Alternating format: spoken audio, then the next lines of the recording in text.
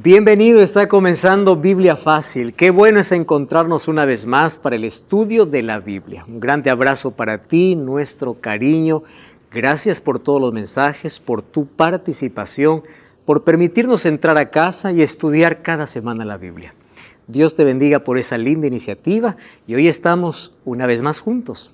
Y cada semana estamos aprendiendo nuevas lecciones importantes, profundizando nuestro conocimiento en la palabra de Dios. Cuando uno tiene raíces profundas en la Biblia, no puede dejarse llevar por filosofía, por posmodernismo, por lo que alguien dice.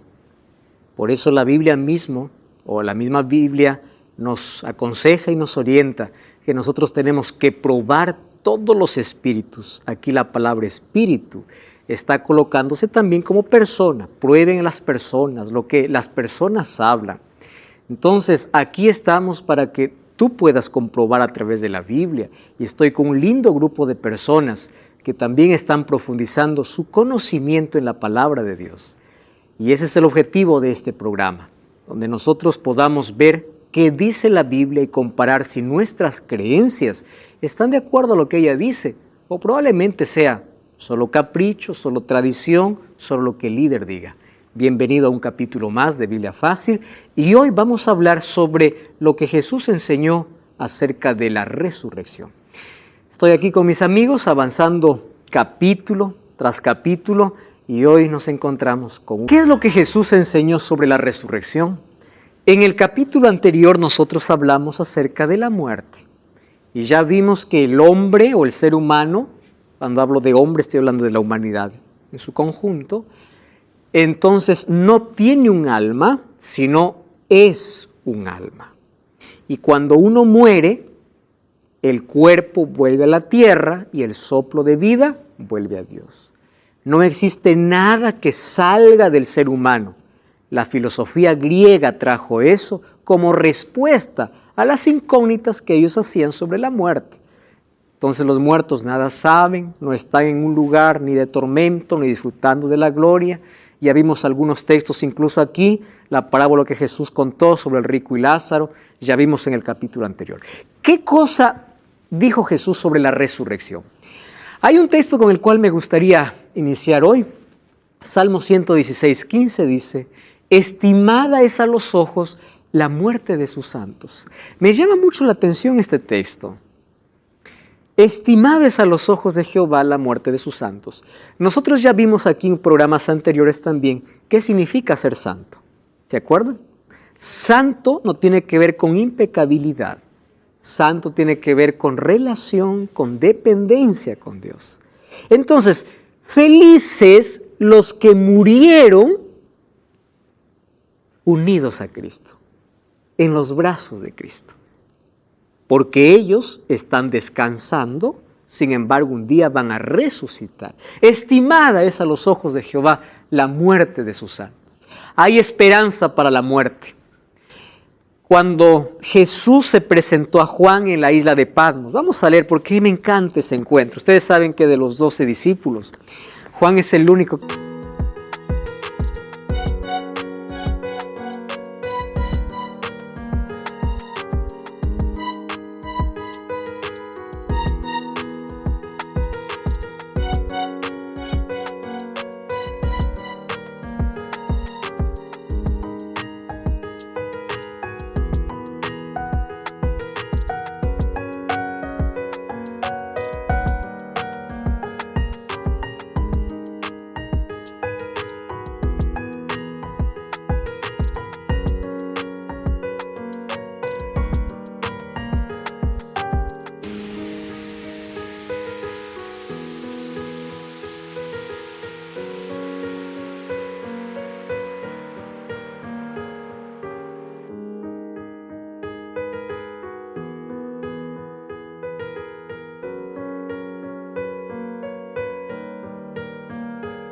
que recostaba su cabeza en el pecho de Jesús. Imagínense la relación y la confianza. Puedes tomar allí el micrófono, Silvia. Este libro fue escrito cuando él tenía 60 años. Exacto, él ya estaba en la recta final de su vida y recuerda que a él, por silenciar su voz, lo enviaron a una isla de Patmos para que pueda morir. Mas Dios utilizó, ¿verdad?, aquello que aparentemente era malo y desastroso para un hijo de Dios, para revelarle lo que hoy tenemos como Apocalipsis. Tomen el micrófono cada vez que puedan hablar, porque así todos escuchamos, ¿sí? No, solamente habla, sí. Que en ese entonces esa isla, la isla de Patmos, era una prisión. Exacto, para los romanos la isla de Patmos era una prisión, porque de paso nadie podía acceder, el mar era turbulento, solamente tenían acceso los soldados romanos, nadie puede escapar. ¿A dónde va a escapar de esa isla? Entonces Juan fue allí a parar por ser un discípulo de Cristo, Fue un cristiano. condenado a morir en esa isla, más los demás apóstoles también fueron a prisión, pero fueron condenados a muerte. Todos los apóstoles tuvieron diferentes muertes. Pedro murió crucificado y él prefirió morir crucificado de cabeza abajo, ¿verdad? Todos los discípulos murieron. ¿Por causa de quién? Por causa del Salvador a quien ellos sabían. ¿Pero por qué dieron su vida? Porque ellos no tenían miedo a la muerte. ¿Y por qué no tuvieron miedo a la muerte? Porque ellos creían que los seres humanos, lo que Jesús dijo, podrán quitarle la vida presente, su cuerpo, su vida presente, pero no podrá quitarles la vida eterna. Vamos a Apocalipsis 1, versículo 18. Me encanta esta expresión. Entonces, versículo 17. Cuando yo lo vi, yo caí a sus pies como muerto. Y él se puso a mi diestra y me dijo, no temas, yo soy el primero y el último, el que vive. Estuve muerto, pero vivo por los siglos de los siglos. Amén. Y tengo las llaves de... ¿Por qué dice de la muerte y del Hades? Está hablando dos cosas diferentes. La muerte es la consecuencia del pecado y el Hades es a donde van los muertos. Entonces Jesús dice, yo morí y también fui ¿a dónde? Al Hades, a la sepultura. Pero yo vencí a la muerte y vencí al Hades. Así es que Juan, no temas. Llave, autoridad, yo lo vencí. Y es por eso que el apóstol Pablo en 1 Corintios 15:14 dice, si Cristo no hubiese resucitado, en vano sería nuestra predicación. Claro, ¿para qué predicaríamos si no tenemos esperanza? Si la vida acaba con la muerte. Ahora, por eso es que Satanás quiso impedir la resurrección de Jesús. Cuando Jesús murió, ¿qué cosa hizo Satanás? Mandó una legión de soldados, ¿verdad?, para impedir que Jesús pueda resucitar. ¿Recuerdan allí que Pilato envió soldados para guardar la sepultura porque supuestamente los discípulos lo iban a robar? Correcto. Esa era una estrategia diabólica. Satanás detrás de todo, impidiendo la resurrección. Si Cristo solamente hubiese muerto y no hubiese resucitado, no sería nuestro Salvador. Sería un mártir, sería un héroe, mas no nuestro Salvador. Porque hay muchos que murieron a favor de otros. Pero Cristo murió en nuestro favor, pero venció la muerte. ¿Y qué tipo de muerte venció Jesús? Alguien me preguntó así, pastor, si Jesús venció la muerte, ¿por qué seguimos muriendo? Es que nosotros ya tenemos como herencia la condenación de la muerte, pero no la muerte eterna. Jesús venció la muerte eterna. Por eso tenemos la posibilidad de que aunque morramos, resucitemos y vivamos eternamente. En el Antiguo Testamento encontramos algunas resurrecciones. ¿Se acuerdan de la viuda de Sarepta? Un milagro con Eliseo, otro milagro con Elías. Y también encontramos en el Nuevo Testamento 3 resurrecciones. Encontramos una más con el apóstol Pablo, ¿verdad?, con Eutico, pero 3 resurrecciones realizadas por Jesús. Presten atención acá. ¿Cuántos muertos había en el tiempo de Jesús? Miles. Pero solamente resucitó 3. Lázaro, el hijo de la viuda de Naín y la hija de Jairo. Y cuando Jesús se acercó a la tumba de Lázaro, Jesús lo llamó por nombre y le dijo, Lázaro, sal. ¿Saben por qué? Porque si Jesús hubiera dicho en un cementerio, sal fuera, todos hubiesen resucitado. Porque la palabra de Dios que creó todo este mundo es vida, tiene poder. Cuando se acercó a la hija de Jairo, le dijo, Talita cumi, niña, a ti te digo, levántate. Por eso cuando Jesús vendrá, solo su palabra bastará para que todos los que murieron en Él resuciten. Solo la orden, porque Él venció la muerte. Juan 5, 28 y 29, ya Jesús había explicado, ya vimos en un programa anterior, no os maravilléis de esto, vendrá la hora cuando todos los que están, ¿dónde dice? No dice están en el paraíso, no, en los sepulcros. ¿A dónde van los muertos? Sepulcro. Nadie está disfrutando, nadie está siendo recompensado, nadie está pagando por sus obras. Eso se verá todavía después. Vamos a verlo en otra lección. Están en los sepulcros, oirán su voz. Los que hicieron lo bueno saldrán a resurrección de vida y los que hicieron lo malo a resurrección de condenación. Miren, ¿cuándo una persona es condenada? Cuando resucita. Allí va a recibir el pago, la consecuencia de su decisión. Silvia. Pastor, una consulta. Dice que la persona muere y el soplo vuelve a Dios. Exacto. ¿Y cómo están todos en el sepulcro? Porque está el cuerpo.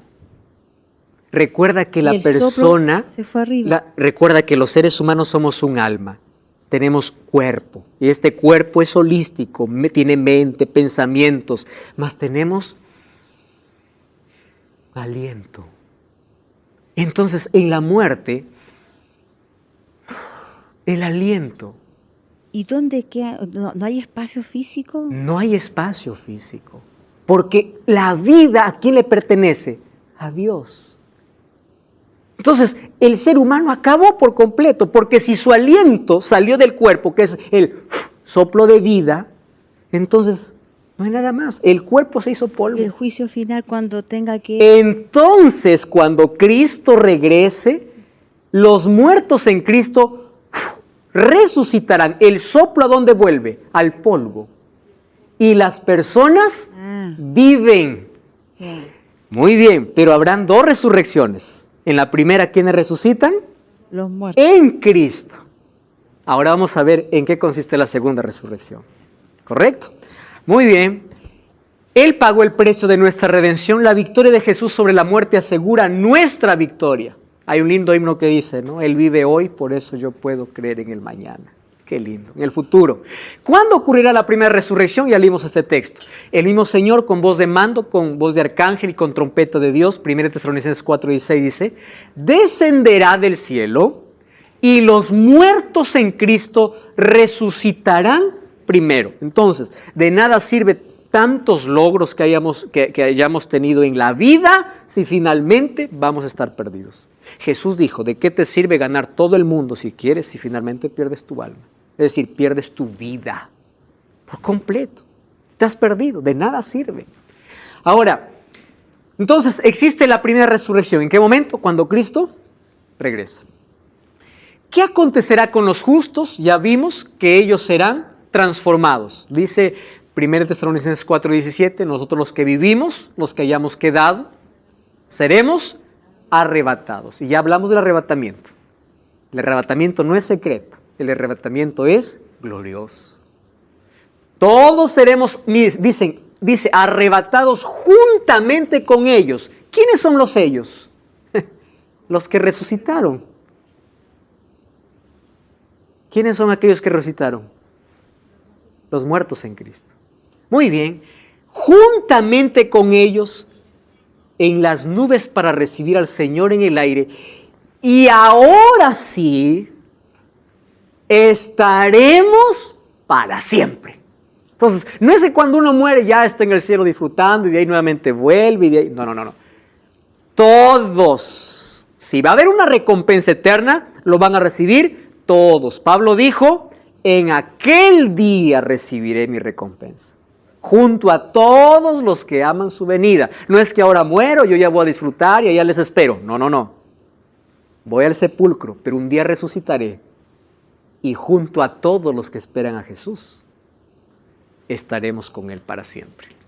¿Qué transformación extraordinaria sucederá con los salvos en el momento de la venida de Jesús? Os digo un misterio, no todos dormiremos. ¿Qué significa dormir? Morir, porque la muerte es comparada a un sueño por estar en un estado de inconsciencia, pero todos seremos transformados. En un momento, en un abrir y cerrar de ojos a la final de trompeta, porque se tocará la trompeta, los muertos serán resucitados incorruptibles, ya les expliqué, sin defecto, ¿verdad?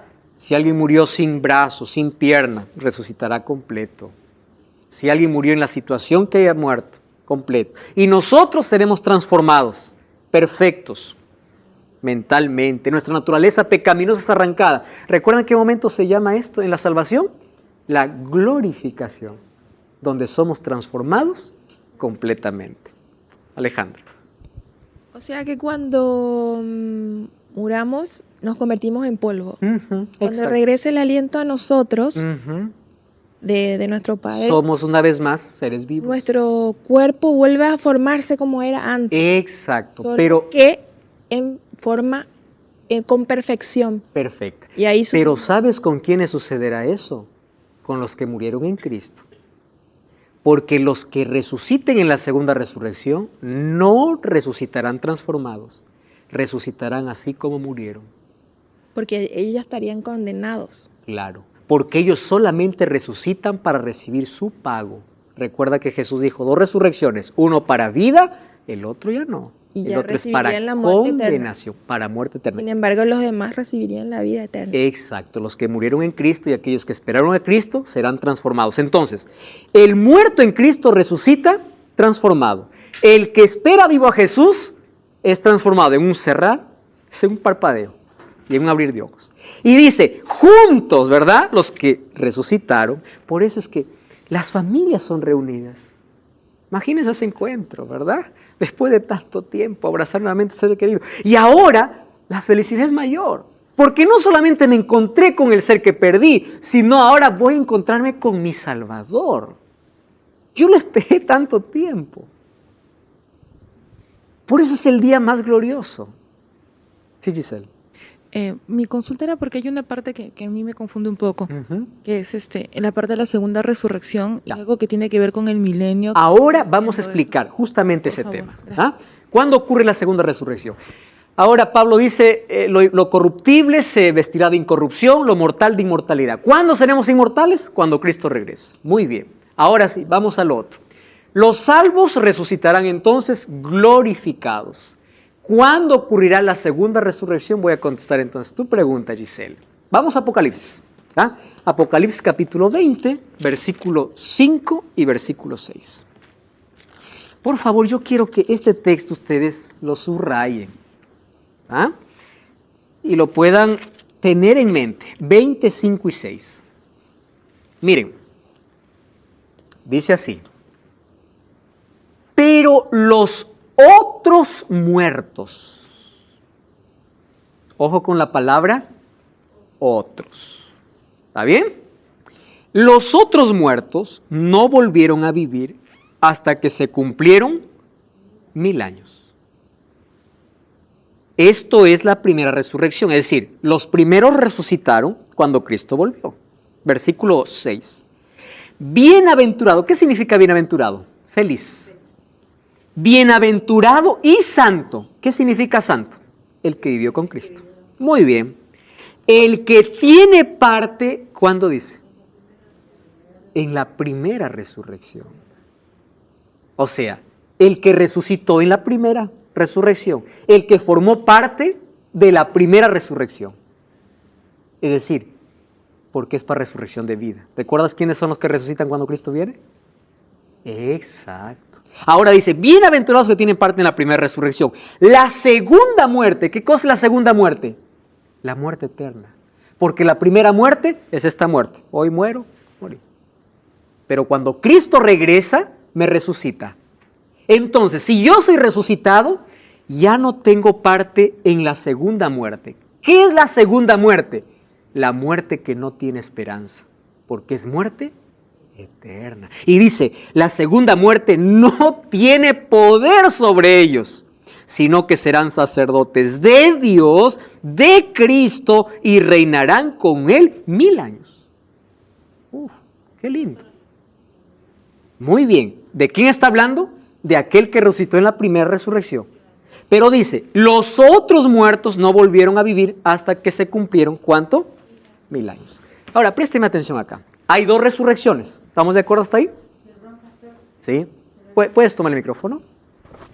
Pero a continuación dice, cuando los 1000 años se cumplan, Satanás será suelto de su prisión. de su prisión. Correcto. Ahora te explico en un cuadro, ¿te parece? Muy bien. La primera resurrección, ¿quiénes resucitan? En Cristo. ¿Para qué resucitan? Para ir al cielo. ¿Junto con quién? Con aquellos que son transformados porque esperaron a Cristo. ¿Cuándo ocurre la segunda resurrección? Después de los 1000 años. Presten atención acá. Cristo regresa, los muertos son resucitados y junto con aquellos vivos que esperan a Jesús, son arrebatados gloriosamente y están en el cielo por 1000 años. ¿Qué van a hacer allá? Tranquilo, vamos a ver las próximas lecciones. Sin embargo, después de 1000 años, dice que hay otra resurrección. La segunda resurrección. Vamos a Apocalipsis 20. Apocalipsis capítulo 20. Vi un ángel que descendía del cielo con la llave del abismo y una gran cadena en la mano y prendió al dragón, la serpiente antigua que es diablo y Satanás, y lo ató por ¿cuánto dice? Por 1000 años.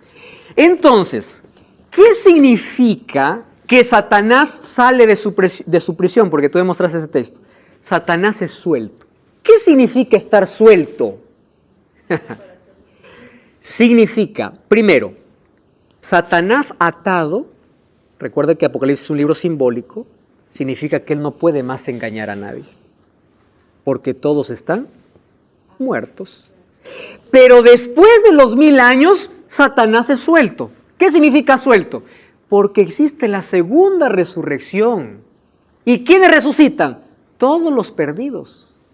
Entonces él es suelto, libre. ¿Para qué?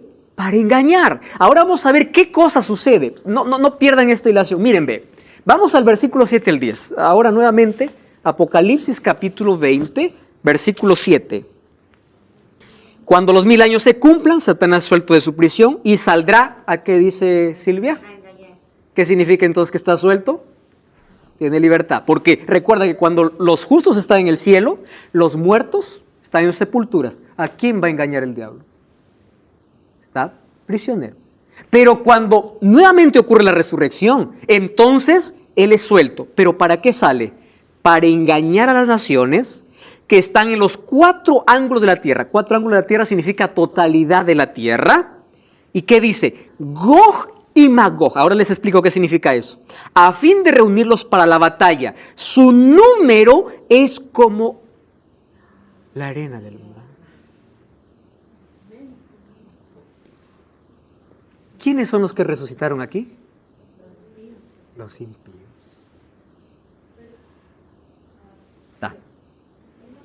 Puedes tomar el micrófono. Ya, ok. O sea, se fueron arrebatados los que murieron. Están en el cielo.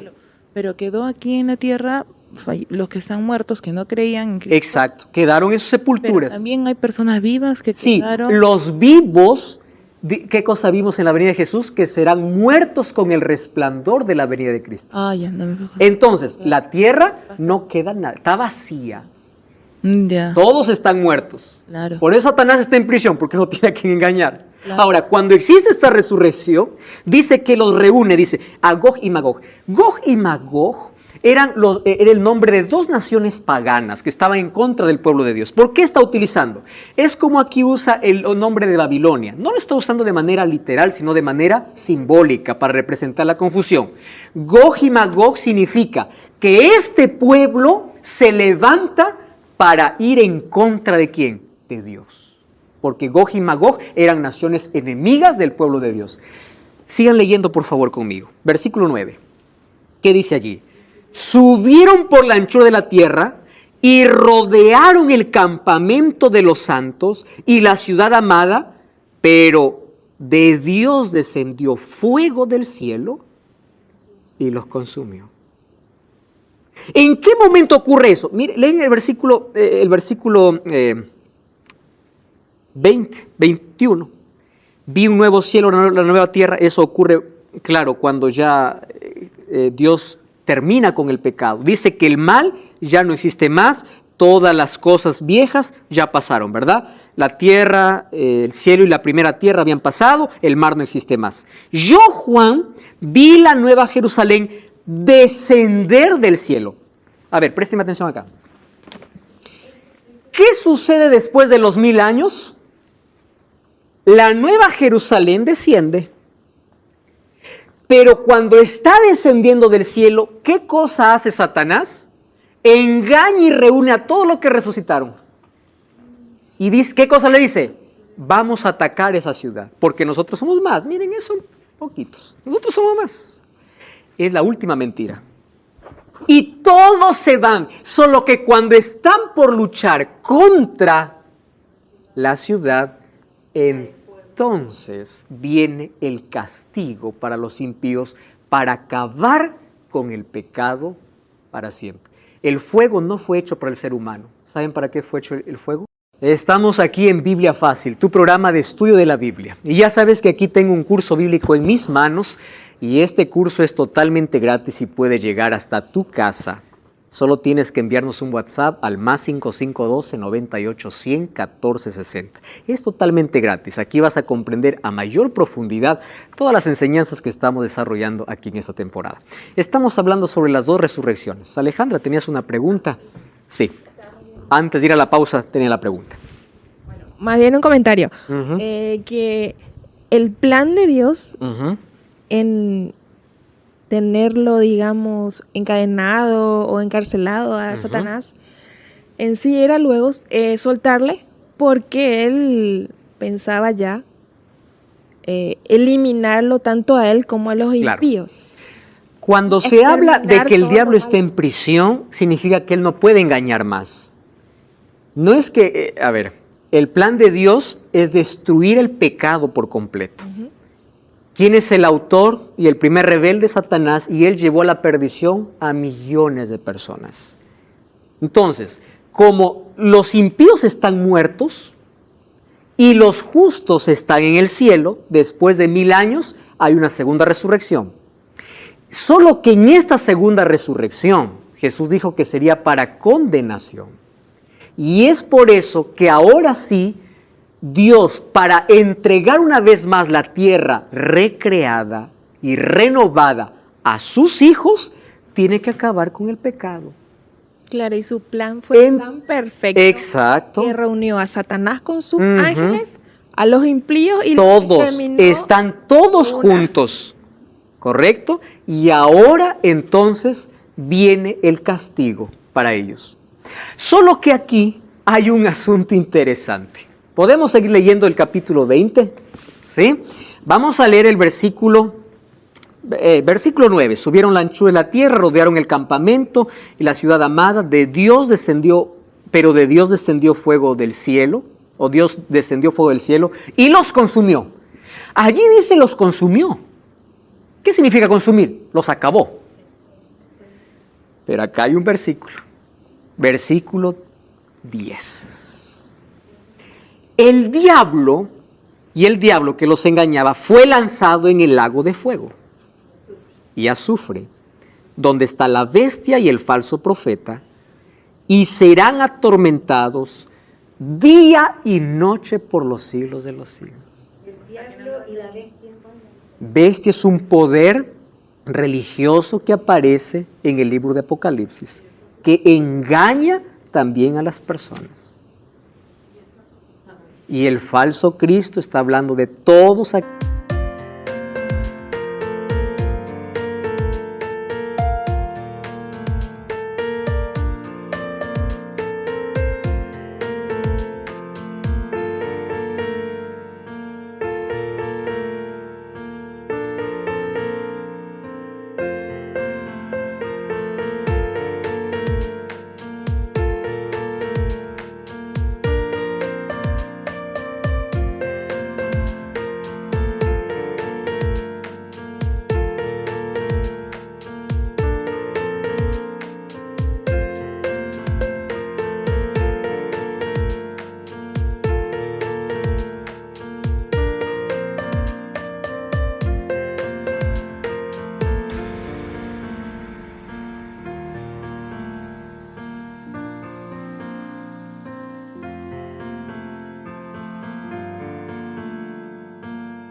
aquellos que siguieron sus creencias. Muy bien, vamos aquí. ¿Qué cosa es lo que lleva a las personas a creer en un tormento eterno? Este texto. Entonces van a encontrar otros textos que dice fuego eterno, tormento eterno. Entonces, ¿qué cosa piensan las personas? Algunos dicen, cuando tú mueres, vas al tormento. Eso ya dijimos que la Biblia no dice. Otro dice, no. Entonces, el tormento eterno, ¿cuándo comienza? Cuando Dios los va a lanzar al lago de fuego. Entonces, ellos van a estar eternamente quemándose. ¿Ya escucharon ustedes la doctrina del tormento eterno? Préstenme atención aquí, por favor. Apocalipsis tiene un lenguaje simbólico. Y aquí yo voy a presentar por lo menos 4 cosas para entender a qué se refiere la Biblia cuando habla de tormento eterno o fuego que no se apaga. Hay personas que creen que ahora hay personas que están en el tormento y están atormentándose. Hay libros que se han escrito sobre eso, de personas que dicen que supuestamente visitaron el infierno. Tranquilos. Si existe tormento eterno, Dios no es amor. Dios es injusto. Y les voy a dar todas las razones. Y luego les voy a explicar qué significa tormento eterno. Presten atención. Quiere decir que si una persona murió en el tiempo de Adán y está en el tormento eterno, está 6,000 años quemándose. Y Satanás sigue suelto. Otra cosa. ¿Por qué sería Dios injusto? ¿Cuántos años vive hoy el ser humano? Ponle 100 años. Estoy colocando algo que es un sueño, ¿verdad? Es un deseo. Présteme atención acá. 100 años te rebelaste contra Dios y Dios, por castigarte, eternamente te va a quemar. ¿Eso es justo? Eso es desfigurar el carácter de Dios. ¿Cómo por 100 años de pecado voy a quemarme eternamente? Eso no es justicia. Pastor, pero la Biblia dice, tranquilo, espera todavía un momento más. La doctrina del tormento eterno presenta un Dios sádico, un Dios que disfruta ver que otros se queman eternamente. Ahora, eso no significa que los impíos no reciben el castigo. Dios es justo y en su justicia, por eliminar el pecado, va a acabar con aquellos que se aferraron al pecado. ¿Y qué es fuego eterno? Todavía no llegamos ahí. La palabra eterno en la Biblia está en 2 términos. En hebreo es olam, ¿correcto? Olam. Y en griego, aionios.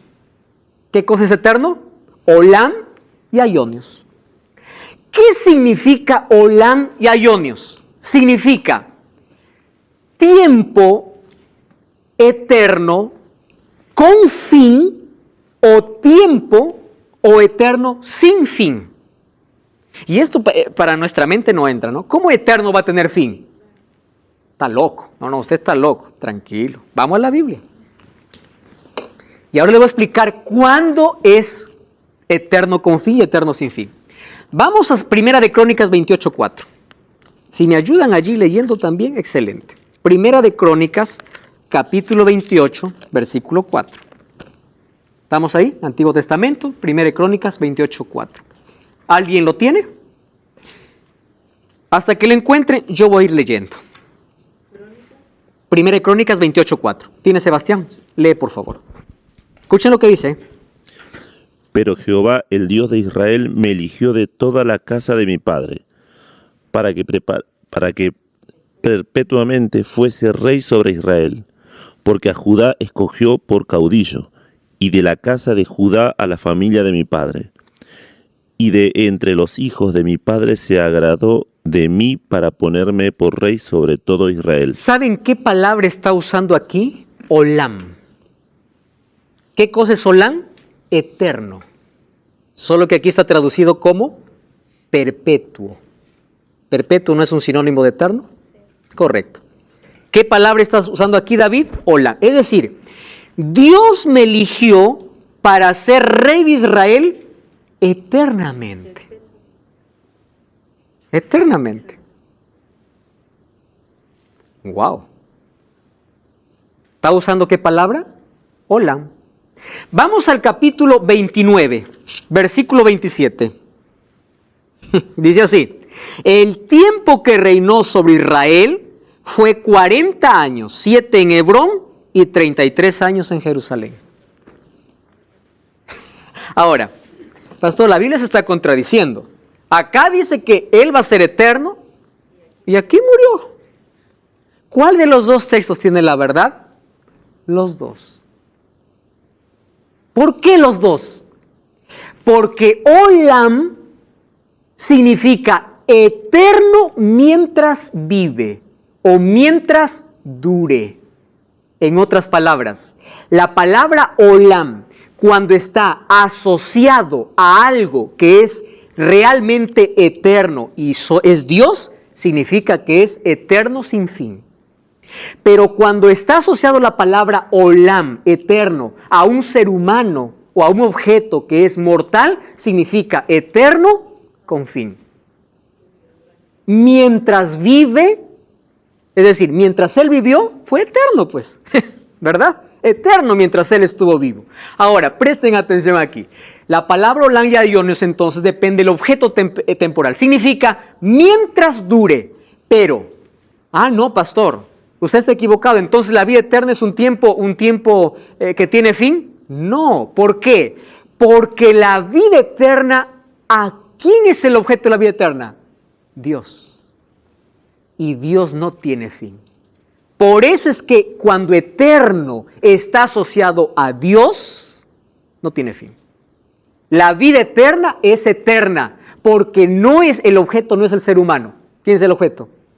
Dios. Y en el ser humano tiene eternidad porque Dios se lo concede. Cuando la palabra Olam está ligado al ser humano o a un objeto que perece, es eterno mientras dure. Por eso, David fue eternamente rey mientras vivió, porque no hubo otro. Era eterno con fin, eterno mientras dure. Muy bien. Ahora, otro asunto. Si las personas van a estar en el infierno quemándose eternamente, tenemos un problema serio. ¿Cuál es el problema? La vida eterna no es para todos, es solo para los hijos de Dios. Porque de tal manera amó Dios al mundo que da a su Hijo unigénito, para que todo aquel que en Él cree no se pierda, sino tenga vida eterna. Si solo los que creen en Él tienen vida eterna, los que no creen en Él, ¿tienen vida eterna? No tienen vida eterna. Entonces, si no tienen vida eterna, ¿cómo van a ser quemados eternamente? ¿Están comprendiendo ese asunto? No pueden, porque para ser quemados eternamente hay que vivir eternamente. ¿O no? Y la Biblia dice que vida eterna le pertenece solamente ¿a quién? A los que creen en Cristo. Entonces la doctrina de que se va a estar quemando por la eternidad, ¿en qué sentido es eterno? Mientras dure. Ahora les voy a explicar algo más. Muy bien. Entonces, si ellos están quemándose eternamente, Dios no tiene poder para eliminar el pecado. Porque mientras haya pecadores, hay pecado. ¿O no? Porque si hay pecadores que se siguen consumiendo, el pecado continúa. Vamos a Malaquías capítulo 4. Malaquías capítulo 4. Me encanta este texto. El último libro del Antiguo Testamento. ¿Está bien? Malaquías capítulo 4, versículo 1. Ciertamente viene el día ardiente como un horno. Y mira lo que dice: serán como estopa los soberbios y todos los que hacen maldad. Aquel día vendrá, los abrazará y no les dejará ni raíz ni rama. ¿De qué día está hablando?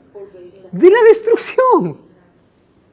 Entonces, cuando dice el fuego va a ser eterno, entonces Dios no tiene poder para eliminar el pecado. El diablo va a seguir existiendo eternamente, porque si sigue quemándose eternamente, quiere decir que tiene vida eterna y va a existir eternamente. ¿Qué significa entonces tormento eterno en la Biblia? ¿Quieren comprenderlo de verdad? Vamos a un libro antes de Apocalipsis, Judas. Judas, es chiquito, tiene solo un capítulo, nada más, por eso es que hay muchos que les es difícil encontrar. A mí también me es difícil encontrar. Judas, versículo 7, ¿está bien? Hasta el versículo 9. Dice así: también Sodoma y Gomorra y las ciudades vecinas, las cuales de la misma manera que aquellos habían fornicado e ido en pos de vicios contra naturaleza, fueron puestas por ejemplo, ¿qué cosa dice? Sufriendo el castigo del... Yo les pregunto, ¿Sodoma y Gomorra sigue ardiendo hasta hoy? No. Pero aquí dice que está en el fuego eterno. Eterno mientras duró. De eterno hasta que se acabó por completo. Entonces, cuando dice que ellos serán eternamente, está diciendo que serán eliminados por completo. El pecado no existirá más y será eterno mientras la materia dure. ¿Correcto? Mientras la materia dure. Otra cosa, pues si nosotros vamos a Isaías 34:10, vamos a encontrar una vez más, vamos ahí para poder confirmar incluso, porque esto no debe quedar duda. Dice así, hablando acerca de Edom: no se apagará ni de día ni de noche y para siempre subirá el humo. ¿Hasta ahora está subiendo el humo de Edom? No. Entonces, eterno mientras haya materia. Acaba la materia, acabó. Porque la palabra Olam no está asociado a quién, a Dios. Cuando está asociado a Dios, entonces es eterno sin fin. ¿Correcto? Muy bien. Ahora, otra cosa. Si el lago de fuego existe para siempre, entonces el castigo es injusto. Les voy a explicar por qué. Ustedes darían la misma pena, si ustedes fueran jueces, a uno que robó un celular y a otro que cometió un asesinato. ¿La misma pena? ¿Darían la misma pena? Y nosotros somos pecadores e injustos. Ahora, si Dios va a colocar a gente atormentándoles para siempre, Dios es injusto. Porque habrá tanta gente tan buena que se perdió solo por rechazar a Cristo. Entonces Dios los va a castigar eternamente, cuando la Biblia dice que incluso el castigo es proporcional. ¿Quieren ver el texto? Y de ahí paso para Silvia. Lucas capítulo 12, versículo 47 y 48. Lucas capítulo 12, versículo 47 y versículo 48. ¿Estamos listos ahí? Dice allí, ¿alguien lo encontró? ¿Puede leer, por favor? ¿Qué dice? Aquel siervo que, conociendo la voluntad de su señor, no se preparó ni hizo conforme a su voluntad, recibirá muchos azotes. Mas el que sin conocerla hizo cosas dignas de azotes, será azotado poco, porque a todo aquel a quien se haya dado mucho, mucho se le demandará, y al que mucho se le haya confiado, más se le pedirá. Gracias. ¿Qué está enseñando Jesús? La proporcionalidad del castigo. Cuando venga ese fuego que consume, el último en morir será Satanás, porque él fue culpable por todos los que murieron. Habrán personas que serán fulminadas rápido, eterno mientras dure la materia. Otros sufrirán un poco más. Pero ¿qué cosa dice la Biblia en Malaquías? En ese mismo día no quedará ni raíz ni rama. ¿Qué significa eterno aquí? El fuego que no se apaga ni de noche ni de día, que es eternamente eterno mientras dure. Porque cuando Cristo venga para dar aquí el castigo a ellos, acabará con el pecado para siempre. Por eso en el capítulo 21 de Apocalipsis, ¿qué cosa dice? Las cosas, habrá un cielo nuevo y una tierra nueva. Ya no existirá nada del pasado. Silvia, ¿tenías una pregunta? Sí. ¿A qué se refiere cuando dice, y el mar entregó los muertos que habían en él? Exacto. Es que sabes, Silvia, no importa la situación en la cual una persona haya muerto, está tomando la figura del mar. Muchas personas murieron en el mar y sus cuerpos fueron tragados por tiburones. Muchas personas murieron en circunstancias donde no fueron velados. Muchas personas murieron y nadie encontró sus cuerpos. Ellos, cuando dice entre